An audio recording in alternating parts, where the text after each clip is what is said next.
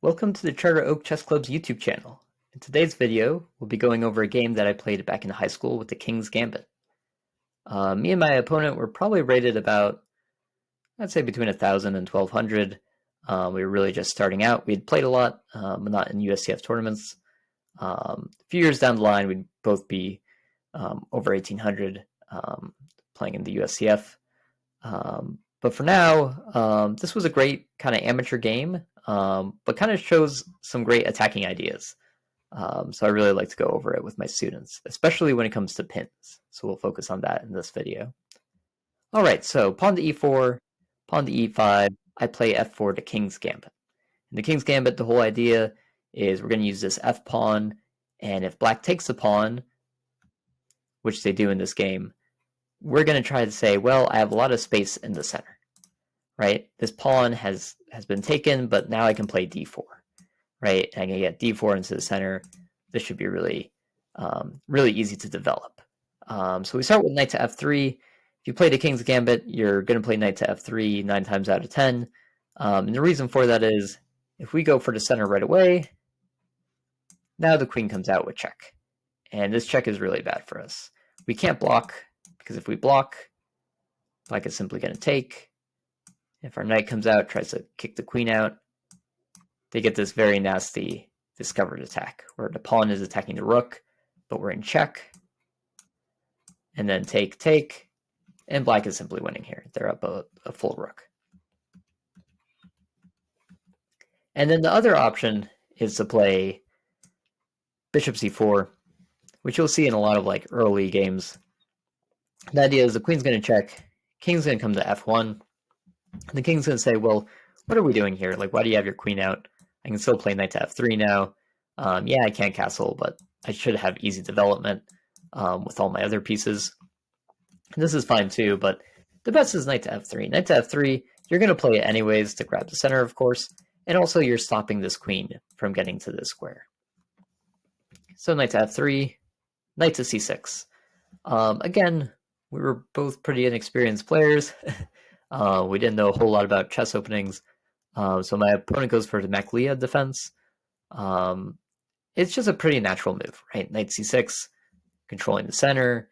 Not too much to be said. Today, I would probably see something like, I don't know, g5, bishop e7, maybe d5. So kind of more exciting ways to play. But there's nothing wrong with knight c6. So we have bishop c4 and bishop c5. Bishop c5 is great. Stops white from castling, which I would really like to do.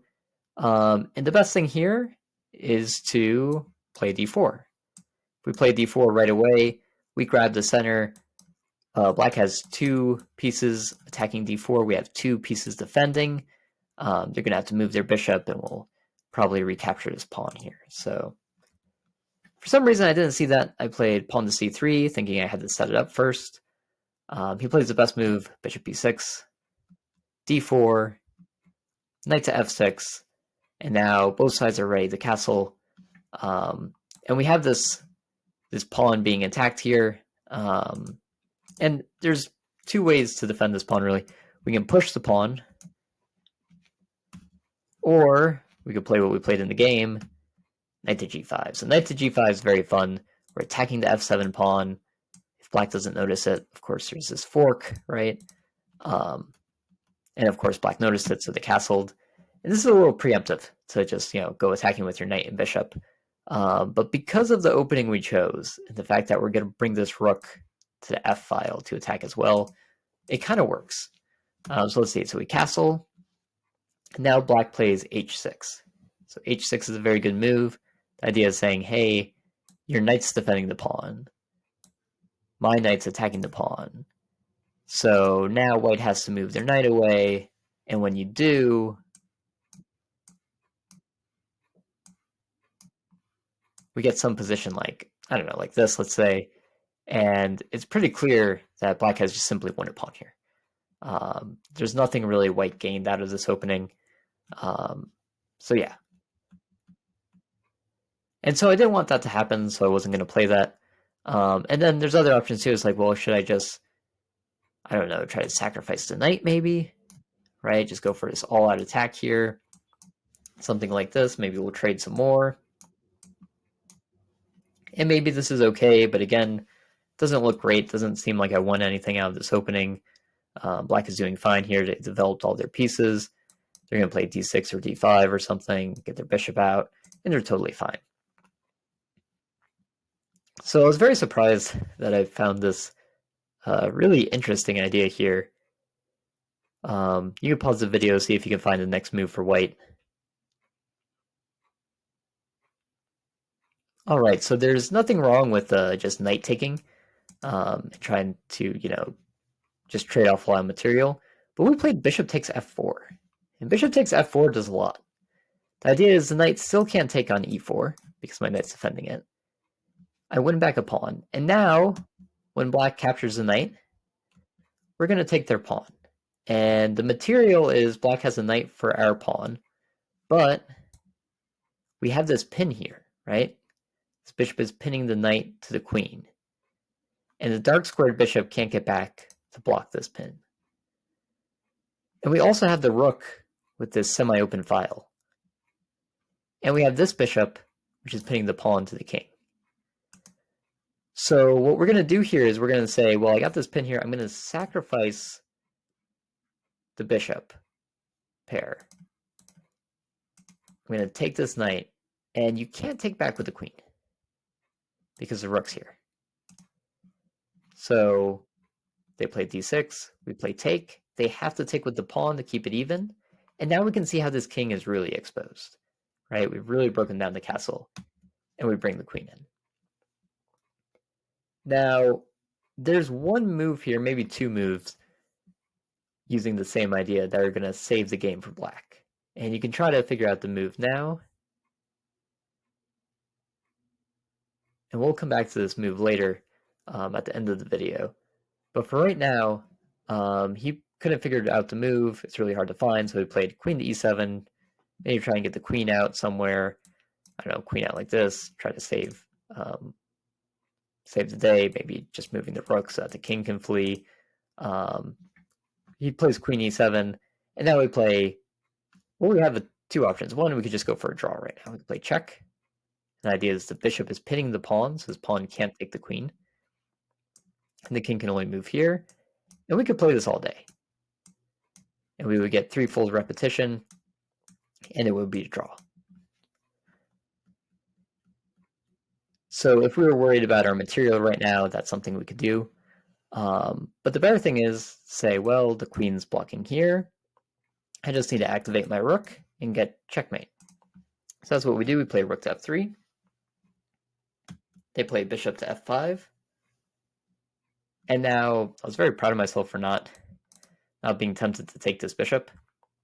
There's nothing wrong with taking the bishop, of course. We could just try to take and say, well, I got more material. I'm going to still go for this attack. But there is checkmate. So we have check. Bishop comes back, and we played rook takes on g6, and we have checkmate. So I like this game because it's very straightforward. We used a lot of pins. We showed how the king's gambit is all about attacking that f7 square with the bishop, the knight, the rook, and then bringing the queen involved. So there's a lot of ways to really end the game quickly if your opponent doesn't know what they're doing. And this was just a great example of that. I like to go over this for pins as well, because there's a lot of pins in this game. So if we go back to the beginning here, all of these moves were fine. And then this move of bishop takes f4 actually works. This is totally fine. And then capture, capture, and we're going to get this trade. So we try to ask, like, well, where's black's mistake here then? And the mistake, of course, is queen to e7.